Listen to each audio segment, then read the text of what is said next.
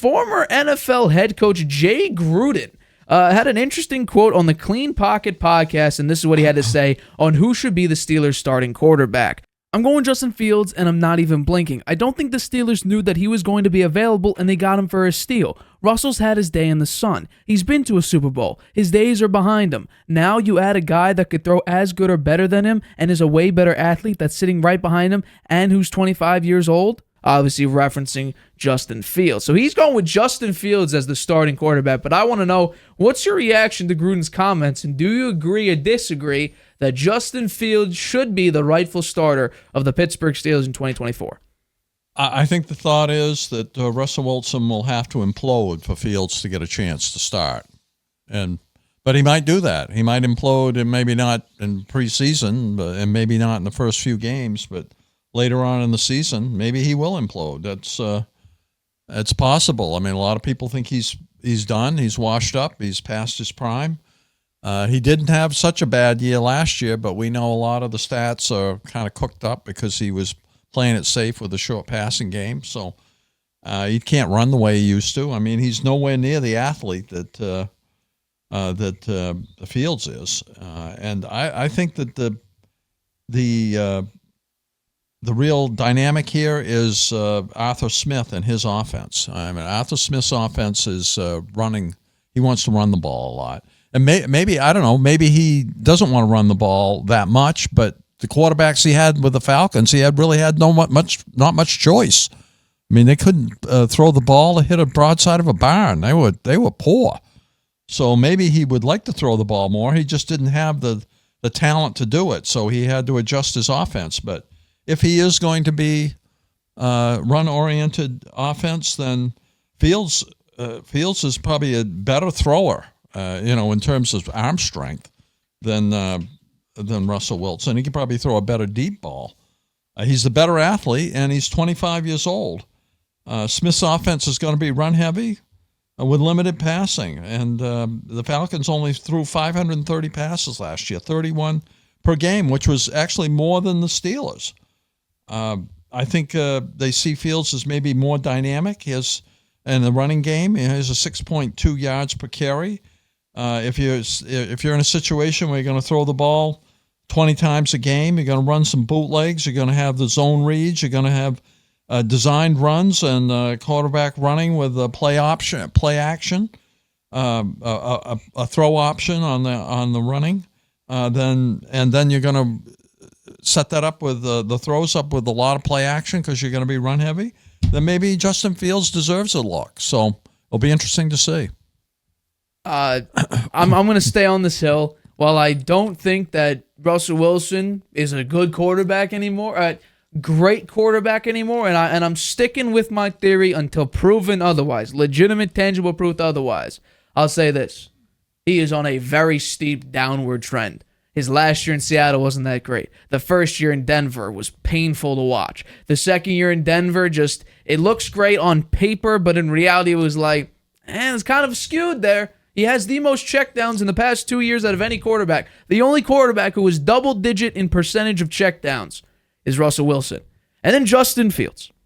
Well, the numbers say, if we want to talk about the numbers for example, the numbers scream Russell Wilson, who beats Justin Fields in completion percentage, quarterback record, passing yards per attempt, passing yards per game, passing touchdowns, interceptions, and quarterback rate, passer rating. He leads in all those categories.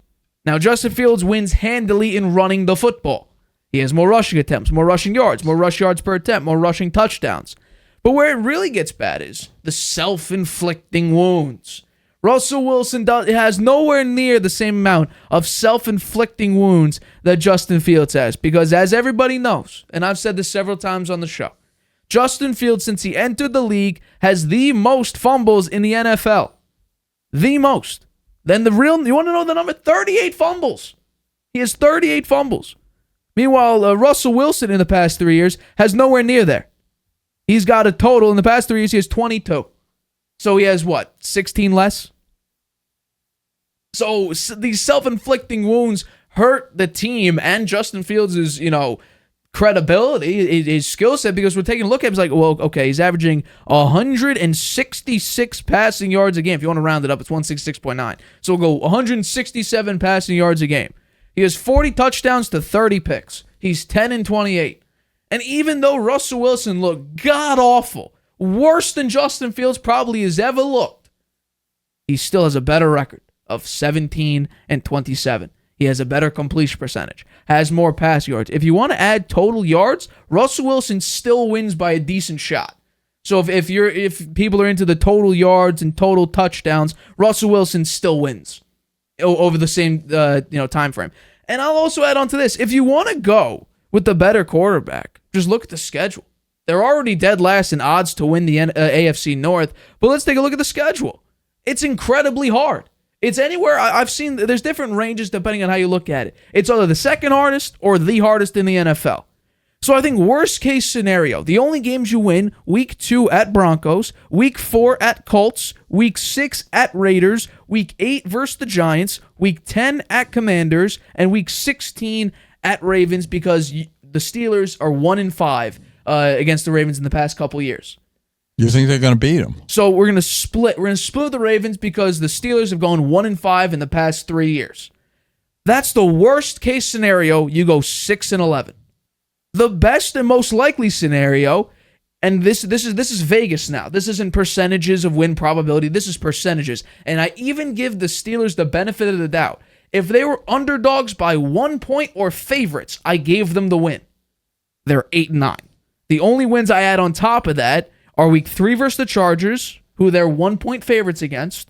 The week 6 against the Raiders, who they're actually tied in the point spread with. I'll give them the win over the Jets. Home against the Jets, they're +1 underdogs, but I'm going to give it to them anyway. Week 14 versus the Browns, +1 underdogs, and then week 18 as well. So, and by the way, I took out, if they were 1.5 point underdogs or up, I took them out. So, for instance, that week 16 game at Ravens, that's a loss now. Even though history says the Steelers will beat them, based on Vegas's betting, Vegas's odds, I took it out. So really, 8-9, you get the win against the Bengals at the last game of the season as well. So it's weeks 2, 3, 6, 7, 8, 10, 14, and 18. Those are the only wins. Mm-hmm. So I split it down the middle. They're 10-7 last year, right? I think they were 9-8. I think they were 10-7, right? Last year, 2020, 10-7. You're right. My fault. I'm splitting it down the middle. So you don't think they can beat? They don't think they can beat last year's record? I'm going with not even close. 8-9. No, I'm saying that's the best or most likely. Uh-huh. And I gave them the benefit of the doubt. I gave them +1 underdogs. When they were +1 underdogs, I gave them the win. Okay. But +1.5 and above, it's still a loss. I got it. So I'm actually going to split it down the middle between worst case scenario and Vegas's betting favorites, 7-10. The Steelers will go 7-10 because this is the hardest schedule in the NFL. They have a quarterback in Justin Fields who is not very good anyway.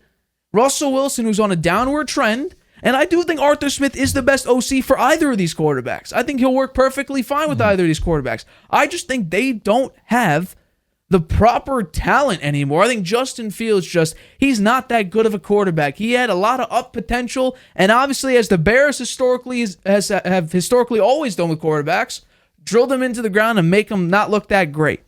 Now, Mitch Trubisky was a little bit of an outlier. He actually had a very, very good season. They made the playoffs. But in totality, look where he is now. The Bears historically have not had a good quarterback. They've never had a quarterback throw for 30 or more touchdowns and never had a quarterback that threw for, 4,000 or more yards? Maybe even worse than that, but I think it's 4,000. They've never had a quarterback throw for 4,000 4,000 yards. Never. So, that's something. In the history of the Bears, they're one of the oldest They're one of the oldest franchises. And they've never had that. 30-plus touchdowns or 4,000-plus yards. Yeah. I think the Steelers will split in their division. So you go, they go 3 for 3. I think they'll beat the Browns once. I think they'll beat the Ravens once, and I think they'll beat the Bengals once. And that's what you said, right? On my worst case scenario, I only had them splitting with the Ravens once. Yeah. That's it. You have the Browns beating them twice? I do. Vegas says, by the way, Vegas also has them losing out in their division as well. Mm-hmm. But I gave them the benefit of the doubt with the 1 point underdog spread. Mm-hmm. So they win one game against the Browns and one game against the Bengals. I think they'll beat the Commanders. I have that in think they'll both my beat the situations. Broncos. I have that in both my situations. And I bet they'll beat the Colts. I think they'll beat the Raiders. They're actually Vegas has them Giants. underdogs against the Colts. Really? I think they'll beat them. I think Richardson is going to have a hard year, his sophomore year. He didn't play much in his 4 games before he got hurt. So I have them 1, 2, 3, 4, 5, 6, 7, 8 wins. So yeah, you're with Vegas with 8 and 9, just a different array of wins and losses. Who knows? They might. I don't know. It's going to be tough for them to. Who knows what the Jets are really going to be like? We're talking about them a little bit later. But yeah, you're right. They have a very hard schedule. It is a very hard schedule. I mean, so the last 8 games are brutal. I'm 8-9 on them. The last 8 games: Ravens, Browns, Bengals, Browns, Eagles, Ravens, Chiefs, Bengals. Yeah. That is a brutal last 8 games. I mean, I think the Bengals have to win their last game. I don't think they'll win that. Maybe they'd beat them in Week 13. I don't know. We'll see. I mean, I think in the quarterback situation that the Steelers have, having this schedule to add on top of the fact that your quarterback situation is not very good, but are both quarterbacks an upgrade over Kenny Pickett? I'm going with the overwhelmingly yes. I think if Kenny Pickett was the quarterback, we're probably seeing 5 wins, 6 wins. How about Mason Rudolph? I'll go 7. I mean, I think the veteran leadership of Russell Wilson, I think, has him at the edge, and that's why, we always say the word pole position in the quarterback room. Justin Fields, is a phenomenal athlete. But I just think if you get down to the bare bones of it all, he's not great. 40 touchdowns, 30 picks, 10-28 record, leads the league in fumbles since he entered the league. Yeah, but what if they install an offense like the Ravens used to run before Lamar turned into more of a passer? I mean, Lamar ran the ball a lot. Fields could do that. Fields did have a very run-heavy first year. And they went, 3-13? The option play could work pretty well for the Steelers because they have 2 decent running backs, too. They do. And their O-line's pretty Jalen good. Warren and Najee Harris. Both are phenomenal running backs. Yeah, Year 2, right? The Bears tried to make Justin Fields this tremendous runner. He had nearly 1,200 yards, 8 Not touchdowns. like the Steelers have great wideouts now. Pickens they still have, but they got rid of Deontay Johnson. Yeah. That is true, but they also have Roman Wilson. They have a couple nice pieces. Freiermuth I like a lot. Offensive line, they added a couple nice pieces. The defense always is surprisingly good, and I mean, obviously, T.J. Watt is tremendous. But you know what? I'm sticking 7-10 is my guess. You have 8 and 9. If you go with Vegas and just the betting favorite, and you include my little tidbit of, if you give them a +1 underdog, you give them the win anyway, you'll still get 8 and 9. So I don't think this is outrageous. Not like your Bears 5-12 take, but. Hi everybody, thanks for watching. Make sure you subscribe here to get the latest from the show. Also, if you want to check out the full episode, make sure you click the I in the top right-hand corner right now. If you want to listen to this show anywhere you go, make sure you go to anchor.fm/The Harvey Hour or anywhere you get your podcasts.